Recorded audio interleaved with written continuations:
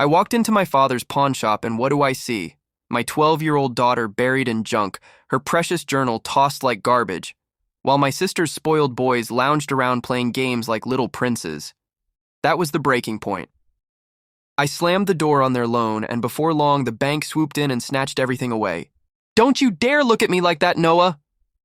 Renee's voice cracked, sharp as glass. Her hand gripped a half-empty wine glass from Dad's counter. She hurled it across the room. It exploded against the pawn shop wall, shards scattering near my boots. Her boys, Mason and Levi, snickered, leaning back with chips in their mouths, game controllers tangled in their greasy hands. My daughter's pink journal lay trampled under the leg of a chair, crushed like it meant nothing. Dad roared, "This is my shop. My blood built this place, not yours." My chest burned. But before I could move, Renee leaned forward, eyes narrowing like a blade. "Tell them the truth, Noah. You've been stealing, haven't you? Always were a snake." And the room froze. My name is Noah Evers, 26, the quiet one, the one they pin everything on.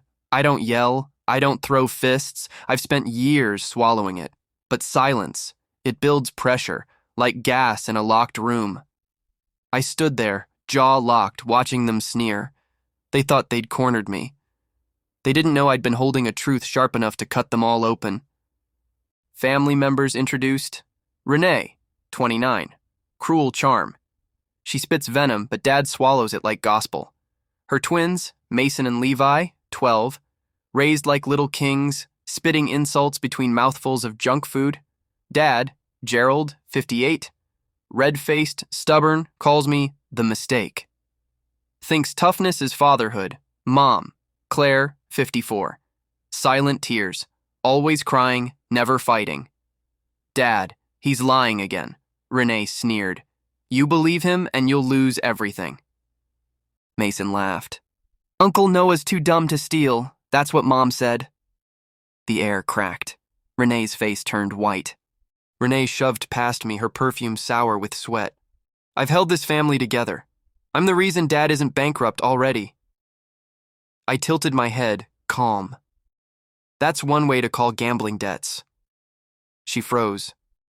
What did you just say? Dad barked. Enough. Renee's got plans for this shop, expansion, a real future. You're just a clerk behind the counter. I bit the inside of my cheek. I'd given up college to run this counter when Dad's back went out. My 20s burned away under fluorescent lights, counting other people's broken dreams. And still, I was the nothing. You've always been jealous of me, Noah. Renee's laugh was hollow. Because Dad loves me, because I built a family, because you'll never be more than a bitter clerk. Her words hit like acid. And yet, her eyes darted, restless. I spoke low, almost kind. I'm jealous, Renee. Jealous of how easy it is for you to lie and still get Dad's love for it. Even Dad's hand froze in midair. Mom's sobs broke the silence. I was 19 again, Dad drunk, fists pounding the counter. Where's the missing cash, Noah? You steal from me? I hadn't. Renee had. I saw her shove the bills into her purse earlier, but I stayed quiet because Mom whispered, "Don't make it worse." So I wore the guilt. I let the silence eat me alive. That night, I swore. One day, I'd make them choke on the truth they buried me with. Ask her, I said, voice calm. Ask Renee where last month's loan went.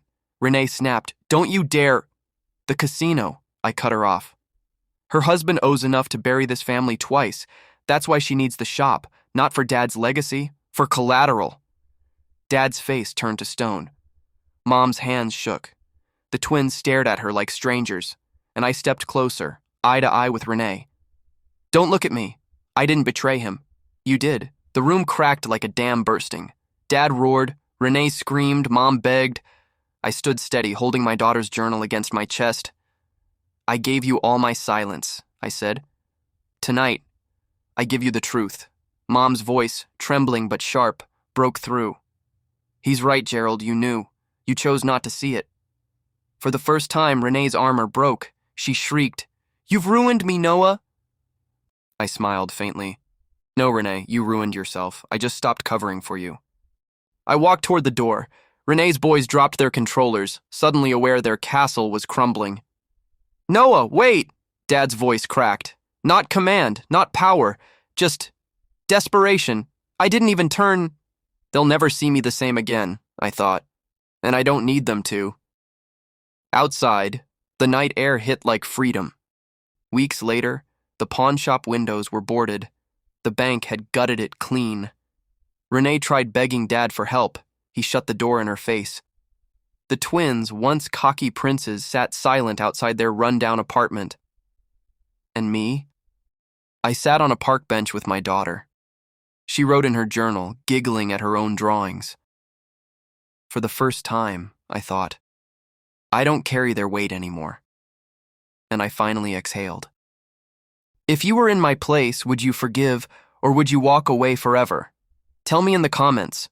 Your voice matters here. Subscribe for more emotional stories. Like if you connected with Noah's pain and strength. Comment your thoughts. Let's build a community where healing begins.